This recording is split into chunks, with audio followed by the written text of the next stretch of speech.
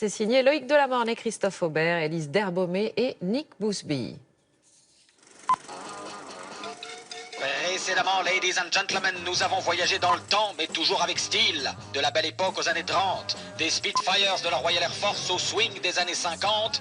Aujourd'hui, la classe british trouve son apogée aux années 60 dans le plus grand festival vintage de notre monde.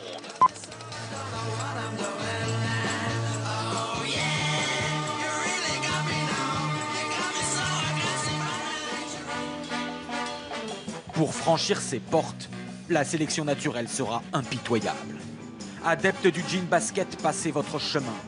Grincheuse à l'humour étriqué ou coincée tout court, cet endroit n'est pas pour vous. Le pire sera pour les férus d'Internet et des voitures d'électronique et de plastique. Ici, il n'y aura que des pistons et des carrosseries en acier.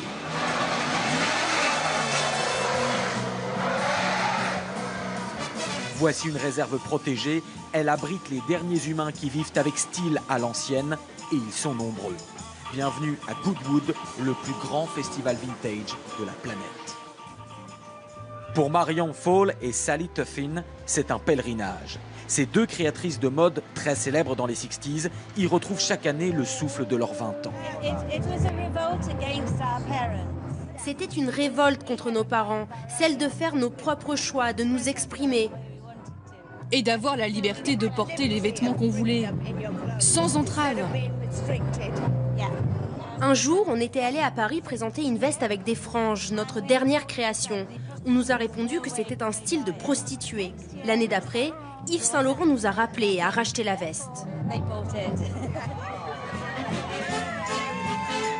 L'esprit de fête des années 60 est contagieux. Ici, il faudra affronter de redoutables gangs de nostalgiques. Ces jumelles ont eu la bonne idée de s'habiller pareil. Et comme le vintage n'est pas sectaire, c'est un Britannique sorti tout droit d'un film de Louis de Funès qui les interpelle. Je suis Jean Gendarme français, j'ai coincé ces deux femmes car elles sont trop belles. 350 000 visiteurs, la taille du salon du Bourget en France. Beaucoup de Français ont d'ailleurs traversé la Manche. C'est la 4e année à Goodwood. C'est vraiment un événement exceptionnel. Les gens jouent le jeu, on peut s'amuser, on peut s'habiller. C'est même plus, c'est pas se déguiser, c'est s'habiller. Il n'y a que les Anglais qui sont capables de faire ce genre d'événement et qui sont capables de reconstituer une époque. Toute une époque où l'on retrouve logiquement les reporters de Vintage News, déjà croisés mardi lors des Olympiades Chap des années 30. Aujourd'hui, ils se délectent de l'inauguration d'une nouvelle boutique coquine. À Goodwood, la lingerie rétro se vend comme les petits pains, autant que les bottes 60s. Cette année, j'ai tenté le look un peu disco. C'est un festival fantastique. Je viens chaque année, notamment pour voir les courses de mon père.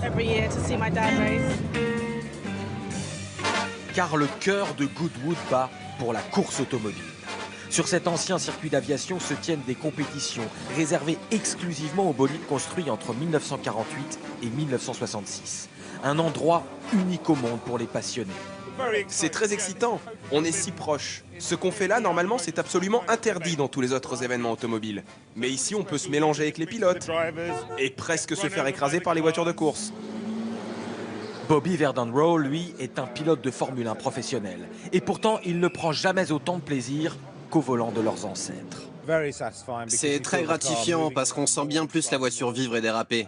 C'est un défi aussi dur que de piloter des Formule 1 modernes. Ces voitures anciennes peuvent aller à 250 km/h. Elles sont très rapides. Jaguar, Aston Martin, Alfa Romeo ou Bentley d'époque s'affrontent sans relâche plusieurs fois par jour. Pour cette course, c'est justement notre pilote qui, au volant de sa Ferrari 246 Dino de 1960, en sortira vainqueur. Alors à ceux qui vous demanderont comment ces festivals vintage peuvent encore avoir un tel succès, quelle est la recette de cette inconvenance polie, de ce sérieux ridicule ou de cette classe débridée? Vous répondrez juste en 2 mots et avec une pointe d'accent: So British.